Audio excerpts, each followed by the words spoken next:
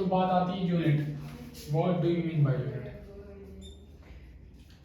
Unit पढ़ने से पहले हम बात कर लें कि फिजिक्स की ब्रांचेस कितनी होती है, क्योंकि अभी जस्ट मैं स्टार्ट करने जा रहा हूँ चैप्टर, और चैप्टर फिजिक्स का है। और तो फिर हमें सबसे पहले मैं बात करूँगा कि ब्रांचेस कितनी होती हैं फिजिक्स की, ब्रांचेस ऑफ फिजिक्स।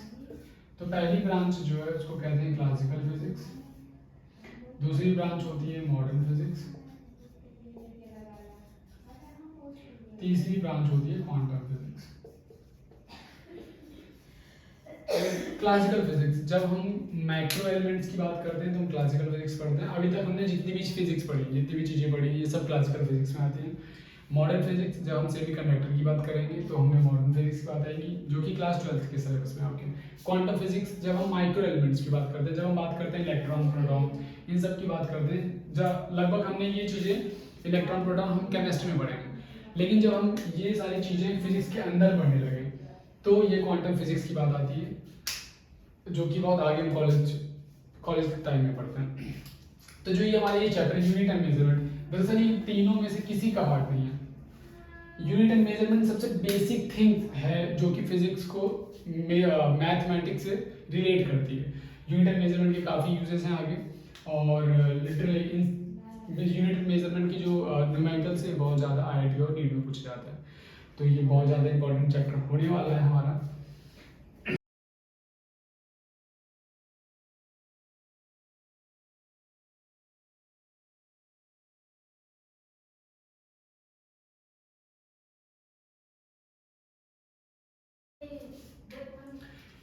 यूनिट, अब यूनिट को समझने से पहले हम समझते हैं क्वांटिटी क्या होती है।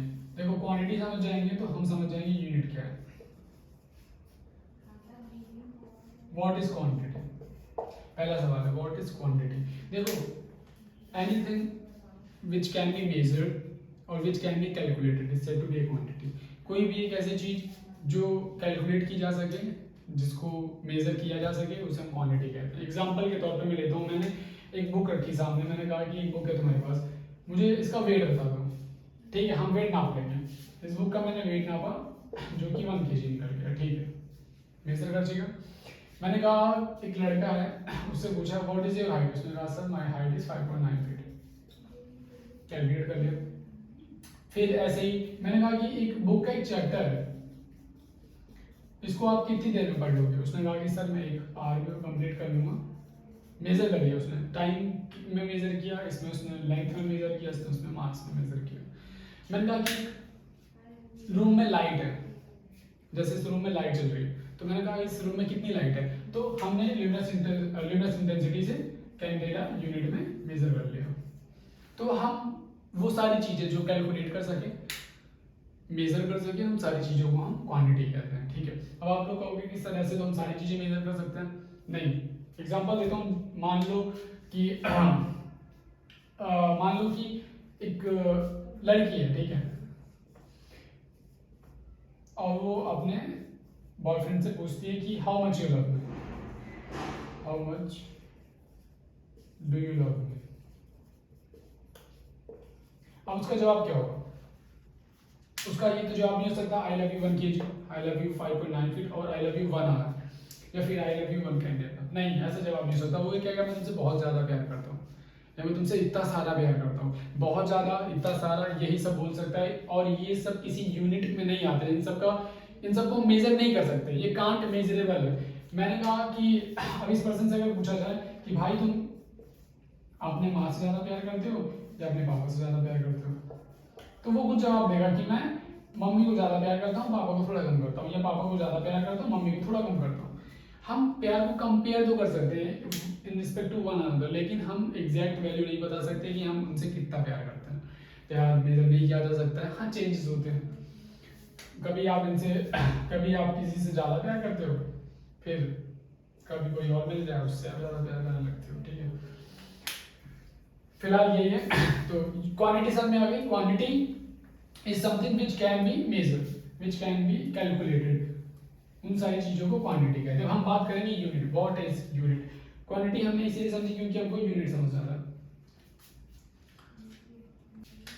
यूनिट होती है हमारी वर्ड और group of of symbols, word or group of symbols which represent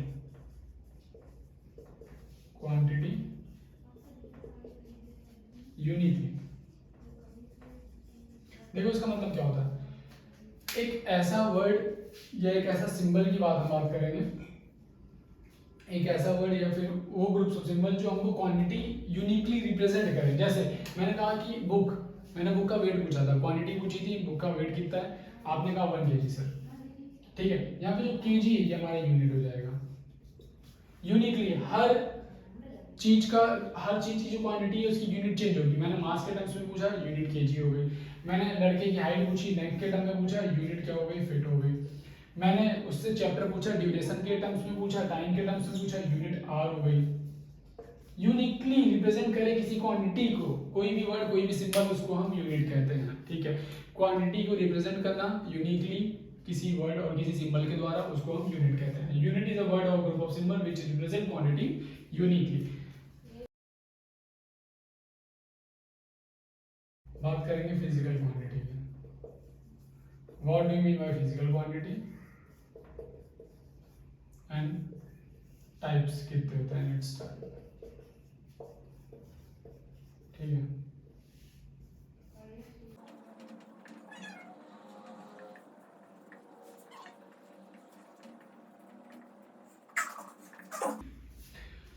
What do you mean by physical quantity? तो physical quantity क्या होती है? The quantity which help us to make formula, to make equation or to understand laws of nature। देखो physical quantity ऐसी quantities हैं जो हमको किसी फॉर्मूले को बनाने में काम आती हैं, जो किसी इक्वेशन को बनाने में काम आती हैं, या फिर जो हमें लॉज ऑफ नेचर को समझने में काम आती है। देखो मैं एकदम सिंपल से समझाना चाहता हूँ। फिजिकल क्वांटिटी कुछ ऐसी चीजें हैं, कुछ ऐसे टर्म्स हैं जिनकी हेल्प से हम कोई भी फार्मूला बना सकते हैं, कोई भी इक्वेशन को डिराइव कर सकते हैं, और सारी चीजें जो भी इस नेचर में हो रही हैं, जो भी इस नेचर के लॉज हैं, उन सारे नेचर्स, लॉज ऑफ नेचर्स को हम समझ सकें। अगर समझना चाहते हैं तो फिजिकल क्वांटिटी लिटरली मतलब अगर कोई भी चीज हमारे वर्ल्ड में, कोई भी फिनोमेना हो रहा है, कोई भी फिनोमेना हमारे वर्ल्ड, हमारे नेचर में हो रहा है, तो हम उसको फिजिकल क्वांटिटी की हेल्प से समझ सकते हैं। फिजिकल क्वांटिटी बेसिकली 3 टाइप्स की होती है, लेकिन हमारे सिलेबस में 2 हैं तो हम 2 पढ़ेंगे। पहली है हमारी fundamental physical quantity, fundamental physical quantity, और दूसरी है हमारी डिराइव्ड फिजिकल क्वांटिटी। देखो fundamental physical quantity, derived physical quantity को समझाने से पहले मैं एक एग्जांपल देना चाहूंगा जिससे आप एकदम इजीली समझ जाओगे। तो एग्जांपल मेरा ये है कि मान लो मुझे इंग्लिश नहीं आती है, ठीक है, अब मुझे इंग्लिश सीखनी है, तो मैं क्या करूँगा, मैं सीधे ही इंग्लिश बोलना सीख नहीं जाऊँगा, मुझे इंग्लिश के बेसिक्स सीखने पड़ेंगे, और सबसे बेसिक्स। ऐसा नहीं कि मैं टेंस सीख लूँ तो इंग्लिश आ जाएगी, नहीं। टेंस को भी सीखने से पहले मुझे वर्ड्स आने चाहिए, वर्ड्स को सीखने से पहले मुझे प्रोनाउंसिएशन आनी चाहिए, प्रोनाउंसिएशन को सीखने से पहले मुझे समझ में आना चाहिए कि किन चीज़ों से वो बना है, दैट मीन्स अल्फ़ाबेट।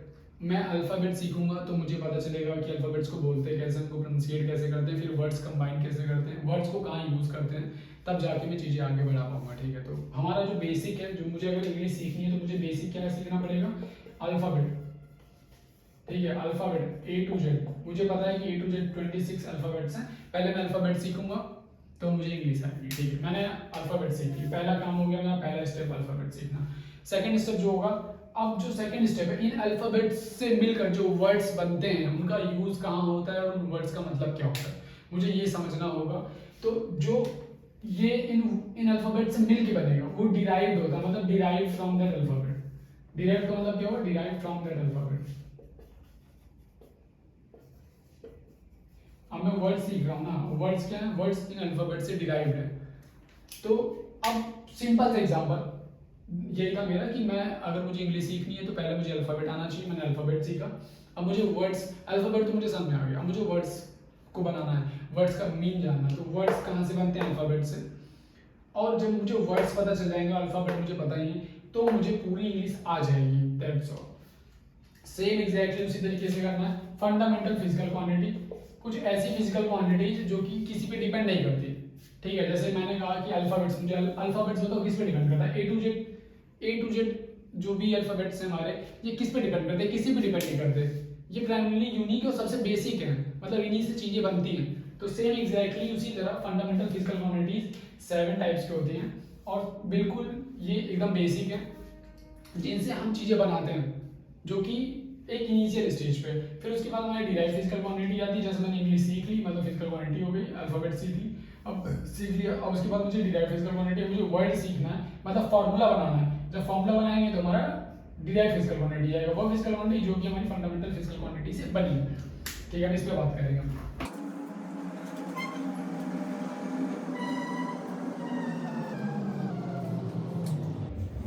देखो फंडामेंटल फिजिकल क्वांटिटी जो चीज़ है, फंडामेंटल फिजिकल क्वांटिटी बेसिकली क्या, बेसिकली फंडामेंटल मीन्स होता है बेसिक एंड इम्पॉर्टेंट थिंग्स, एकदम बेसिक और इम्पॉर्टेंट, जिससे सारी चीज़ें अराइव हो, जिससे सारी चीज़ें बने, जिससे सारी चीज़ें मेडअप हो, तो उसको फंडामेंटल कहते हैं। फिजिकल क्वांटिटी मतलब एक ऐसी बेसिक फिजिकल क्वांटिटी जिससे हम चीज़ें बनाएं, जिससे हम चीज़ें बनाएं, जो चीज़ें दूसरों से बने ना, जिससे हम चीज़ें बनाएं। तो ऐसी 7 फिजिकल क्वांटिटीज हैं जिससे हम बनाते हैं, जिससे हम फॉर्मूले बनाते हैं, इक्वेशंस बनाते हैं, हर चीज़ें बनाती हैं, वो चीज़ें जो किसी भी डिपेंड ना करती हों। इसका एक जो हमारा वो है डेफिनेशन है, वो ये होता है, those physical quantity which do not depend on any other physical quantity, which do not depend upon any other physical quantity। ये है इसकी डेफिनेशन फंडामेंटल फिजिकल क्वांटिटी। ये आगे चल के मैं एक एग्जांपल दूंगा, दोनों क्लियर हो जाएंगे। अभी हम देख लेते हैं कि 7 कौन कौन सी फंडामेंटल फिजिकल क्वांटिटीज हैं।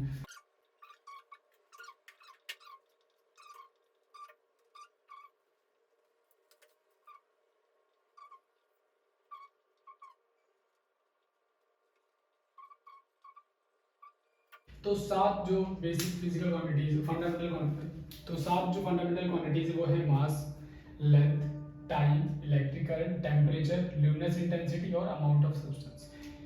ऐसी क्वांटिटीज, ऐसी फिजिकल क्वांटिटीज जो किसी पे डिपेंड ना करें, किसी अदर फिजिकल क्वांटिटी पे डिपेंड ना करें, उन फिजिकल क्वांटिटीज को हम कहते हैं फंडामेंटल फिजिकल क्वांटिटी। ये 7 बेसिक्स हैं। जैसे मैंने कहा था मुझे इंग्लिश सीखने के लिए अल्फाबेट्स की जरूरत पड़ेगी, तो वैसे ही मुझे कोई भी फॉर्मूला डिराइव करने के लिए मुझे ये 7 की जरूरत पड़ेगी, बिना इन 7 की कोई भी चीज़ डिराइव नहीं हो सकती। तो हम दूसरे पे आते हैं, डिराइव फिजिकल क्वांटिटी।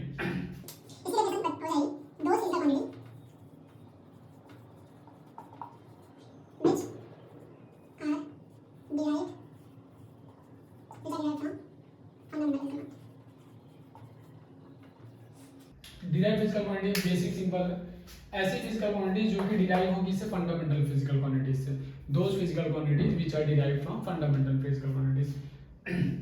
एकदम बेसिक, जैसे मैंने कहा मुझे इंग्लिश नहीं आती तो मैंने पहले अल्फाबेट सीखे A to Z। अब मुझे A to Z से हम क्या वर्ड फॉर्म करेंगे, that is derive physical quantity. हमने वर्ड फॉर्म किया, मतलब फार्मूला फॉर्म किया।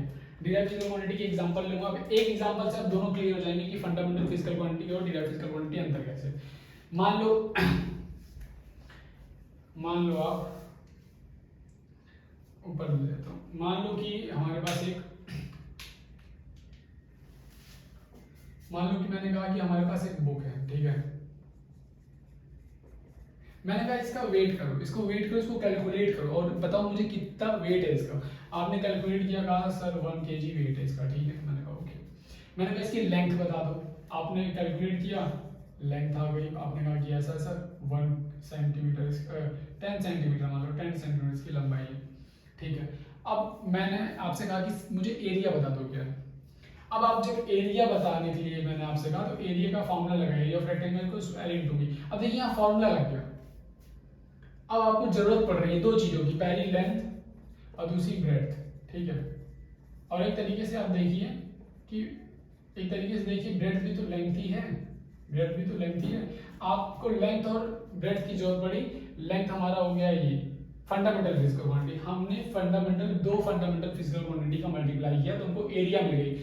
और जब हम फंडामेंटल फिजिकल क्वांटिटी से किसी चीज को डिराइव करते हैं, वो हमारा क्या हो जाता है, वो डिराइव फिजिकल क्वांटिटी हो जाती है। अभी हमने वेट पूछा 1 kg, कुछ डिराइव नहीं किया, सीधे हमने मास निकाल दिया, फंडामेंटल फिजिकल क्वांटिटी। लेंथ पूछी 10 सेंटीमीटर, निकाल दिया। जब एरिया पूछते हैं तो हमें फॉर्मूला लगाना पड़ता। जब फॉर्मूला लगाए तो हमें फंडामेंटल फिजिकल क्वांटिटी की जरूरत पड़ी, जैसे लेंथ हो वेट। मैं एक और एग्जांपल लेता हूँ जिससे आप लोग समझ जाएंगे कि फंडामेंटल फिजिकल क्वांटिटी और डिराइव फिजिकल क्वांटिटी में अंतर क्या है। मान लो कि मैंने कहा कि डेंसिटी बताओ, अब डेंसिटी निकालने के लिए आपको फॉर्मूला पता है, मास पर यूनिट वॉल्यूम, ठीक है। मास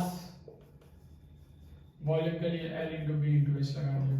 देखो मास हमारा फंडामेंटल फिजिकल क्वांटिटी है, लेंथ ब्रेड्थ भी एक तरीके से लेंथ होता है, हाइट भी एक तरीके से लेंथ ही होता है। तो हमने फिर से लेंथ का यूज किया जो कि है, हमने मास का यूज किया फंडामेंटल फिजिकल क्वांटिटी, फिर लेंथ का यूज किया जो कि फंडामेंटल फिजिकल क्वांटिटी है। इसका यूज करके कोई फॉर्मूला बनता है जो कि डेंसिटी है, और डेंसिटी हमारा क्या हो जाएगा, डिराइव्ड फिजिकल क्वांटिटी, ठीक है। हमारा ये हो गया डिराइव्ड फिजिकल क्वांटिटी, हमको पता चल गया क्या होती है, हमको ये पता चल गया कि फंडामेंटल फिजिकल क्वांटिटी क्या होती है। अब हम सीधे बात करेंगे डायमेंशंस पे कि डायमेंशन क्या होती है, what do you mean by dimension, ठीक है।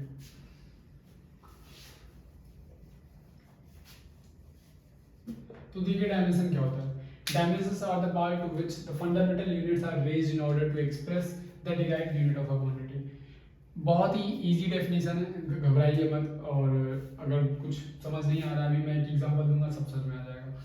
डायमेंशंस बहुत ज़्यादा इंपॉर्टेंट है इस चैप्टर के लिए, और बहुत ज़्यादा इंपॉर्टेंट फैक्टर है ये, और डायमेंशन से बहुत ज़्यादा न्यूमेरिकल्स पूछे जाते हैं कॉम्पिटिटिव में भी, और आपके एग्जाम्स में भी डायमेंशन से 3-4 मार्क्स के क्वेश्चन तो आने ही आने हैं। अब डायमेंशन को समझने से पहले हम कुछ डायमेंशन के की पॉइंट समझ लेते हैं, ठीक है। डायमेंशन के की पॉइंट, अब डायमेंशन के की पॉइंट समझने से पहले मैं एक एग्जांपल देना चाहूँगा। मानो मैं अपने घर से बाहर निकलता हूँ, ठीक है। मैं अपने घर पे था, मैं अपने घर से बाहर निकला, मेरी मम्मी ने पूछा कि कितना टाइम लगेगा, तो मैं उनसे कहता हूँ कि मुझे 1 घंटे लग जाएंगे आने में, 1 आवर, ठीक है, मुझे 1 घंटे लग जाएंगे।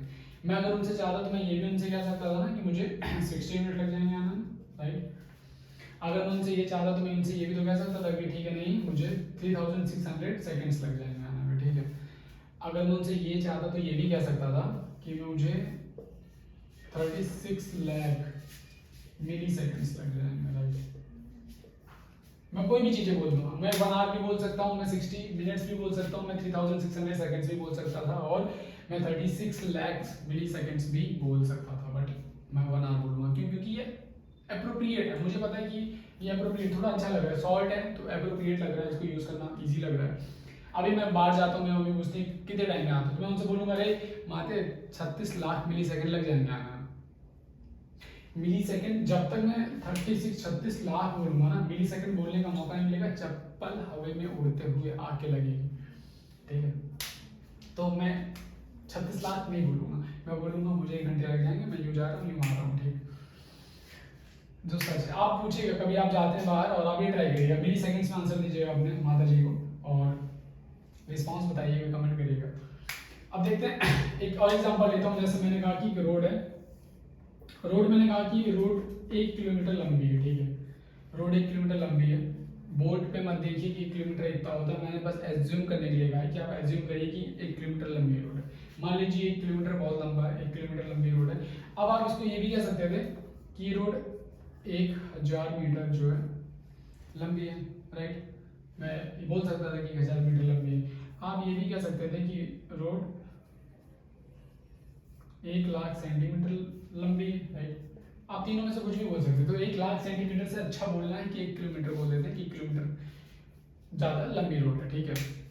तो हमको ये अप्रोप्रिएट लग रहा है, हमको बोलने में इजी पड़ रहा है और हमको समझ भी आ रहा है, तो ये अप्रोप्रिएट हो रहा है। अप्रोप्रिएट ऑर्डर में है तो हमने 1 किलोमीटर बोल दिया। हम वही यूज़ करते हैं जो हमको सूटेबल लगता है उस टाइम के लिए, क्योंकि लोग इजीली समझ जाए तो हम इसलिए उस ऑर्डर का यूज़ करते हैं। अब मैं ये क्यों समझा रहा हूँ डायमेंशन से पहले, अभी मैं वही बताने जा रहा हूँ।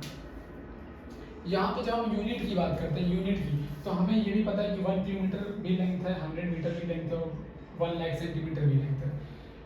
1 आवर भी लेंथ टाइम है, 60 सेकंड्स भी टाइम है, 3600 सेकंड्स भी टाइम, और 36 लाख मिली सेकंड भी टाइम है।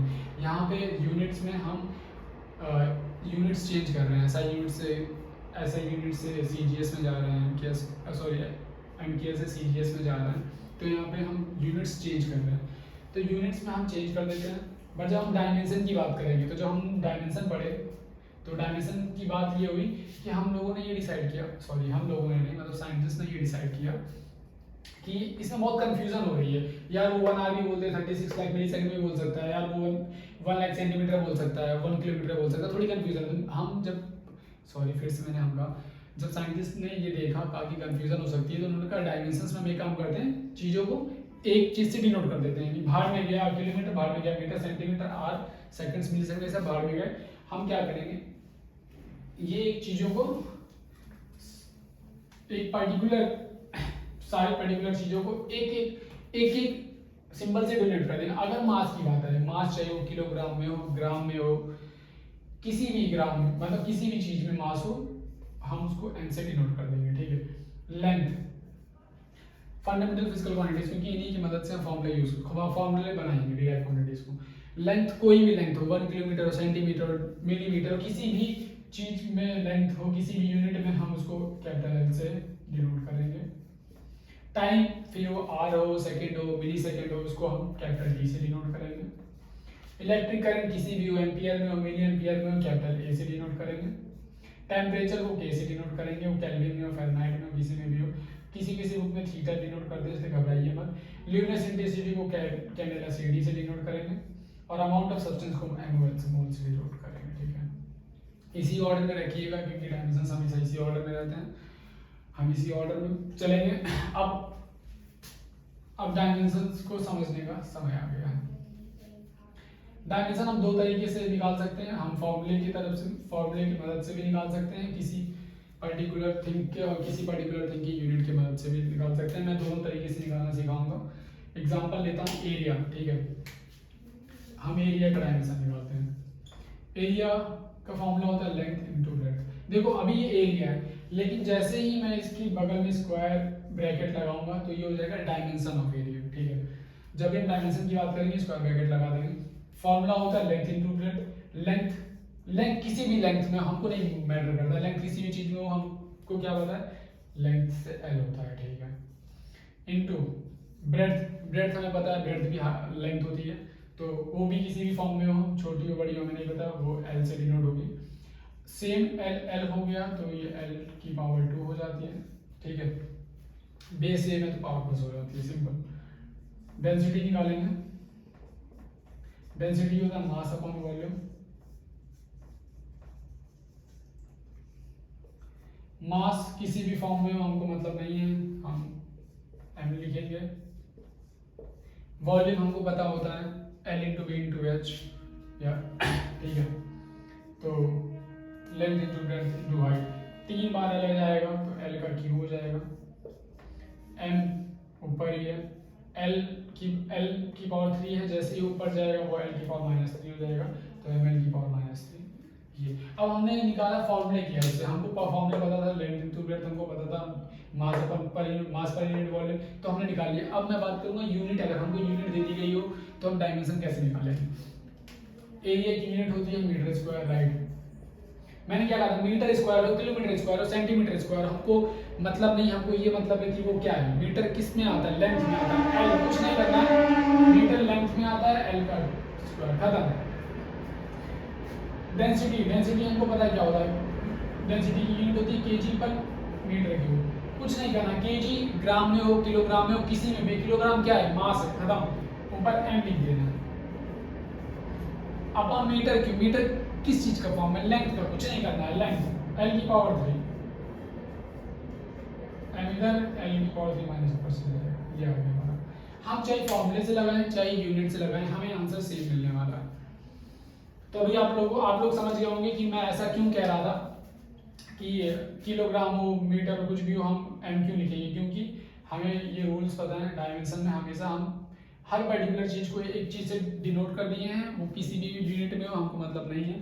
अगर मास की बात आएगी तो हम एम लिखने वाले हैं, लेंथ की बात आएगी तो एल लिखेंगे, टाइम टी, इलेक्ट्रिक करंट ए, टेम्परेचर के, लिमिट इंटेंसिटी सी डी, और अमाउंट ऑफ सब्सटेंस का मोल, ठीक है। हाँ, अभी बात करेंगे डायमेंशन। अभी हमने ये पढ़ा है डायमेंशन, अभी मैंने ऊपर एक डेफिनेशन लिखी है, जो मैंने डेफिनेशन उस टाइम लिखी थी। डेफिनेशन क्या कहती है, dimensions are the power to which the fundamental units are raised in order to express derived unit of a physical quantity। ध्यान से समझिएगा, dimensions are the power, dimensions power है, ठीक है। ये रहा dimensions power है, dimensions are the power to which the fundamental units are raised। L क्या है, अभी हमने देखा L फंडामेंटल फिजिकल क्वांटिटी है, L डायमेंशन किसकी पावर है? फंडामेंटल फिजिकल क्वांटिटी की। इन ऑर्डर, किस चीज के ऑर्डर में? To express the derive unit of physical quantity. L2 किस चीज को डिराइव कर रहा है? देख लीजिए किस चीज को एक्सप्रेस कर रहा है? डिराइव यूनिट को। तो डायमेंशंस वो पावर है, डायमेंशंस वो पावर है जो कि किस पे लगाई गई है? फंडामेंटल क्वांटिटी पे। किस चीज को रिप्रेजेंट करने के लिए? किस चीज को एक्सप्रेस करने के लिए? डिराइव यूनिट को एक्सप्रेस करने के लिए। तो डायमेंशंस ये होती है।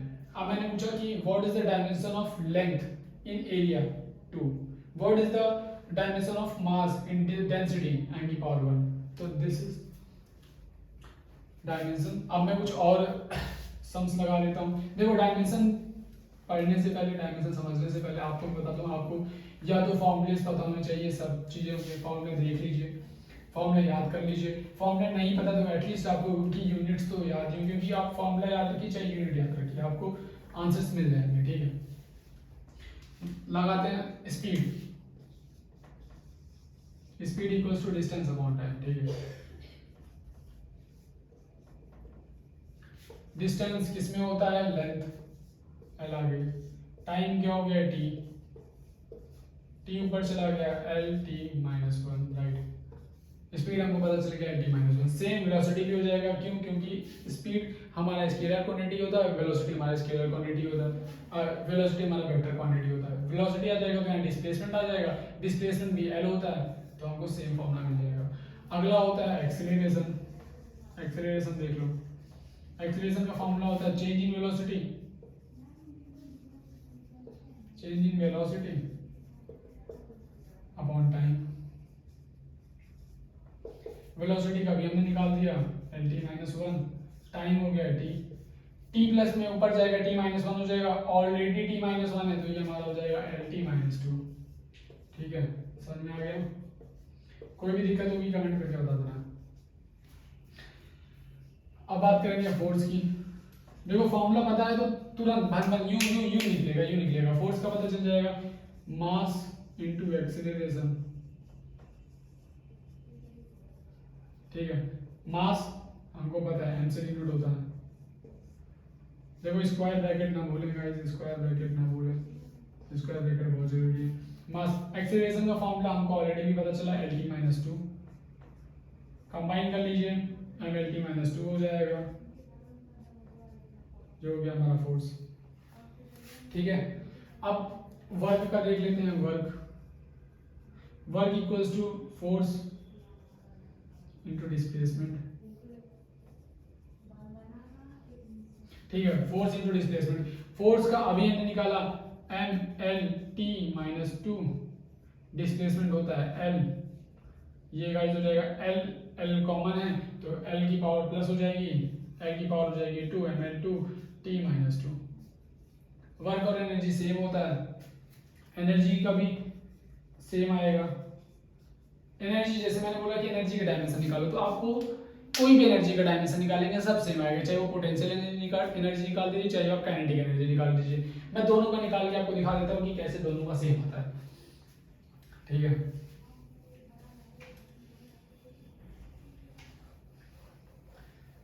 दोनों का निकाल के दिखा दे रहा हूँ, आप दोनों का देख लीजिए। मैं पहले निकालता हूँ पोटेंशियल एनर्जी का फॉर्मूला। पोटेंशियल एनर्जी का फॉर्मूला होता है mgh। m होता है मास, g मतलब होती है gravity, gravity due to acceleration. g की जो भी डायमेंशन होगी वही, जो a की डायमेंशन होती है वही g की डायमेंशन होती है। ठीक है, तो a की डायमेंशन हमने निकाली lt माइनस 2 और g की भी सेम हो जाएगी lt माइनस 2, जो हो गया lt माइनस 2, ये हो गया m। हाइट की होती है, हाइट फिर से हाइट की बात हो गई। लेंथ, जब भी मैंने बोला कि किसी भी चीज में हो बस वो लेंथ के फॉर्म में है तो हम l लिख देंगे, लेंथ के फॉर्म में l, वेट के फॉर्म में मास, टाइम के फॉर्म में है तो टाइम। हम निकाल लेंगे, देखो m L1 L, ये बेस सेम हो जाएगा, पावर प्लस हो जाएगी ml2 t की पावर माइनस 2। अब हम काइनेटिक एनर्जी निकाल लेते हैं। काइनेटिक एनर्जी का फॉर्मूला होता है हाफ mv स्क्वायर। देखो जब हम कांस्टेंट की बात करेंगे, जब भी हम कांस्टेंट की बात करेंगे तो डायमेंशन कांस्टेंट का नहीं होता है, डायमेंशन कांस्टेंट का 0 होता है, मतलब कुछ नहीं होता है, m0 n0 t0 कुछ नहीं।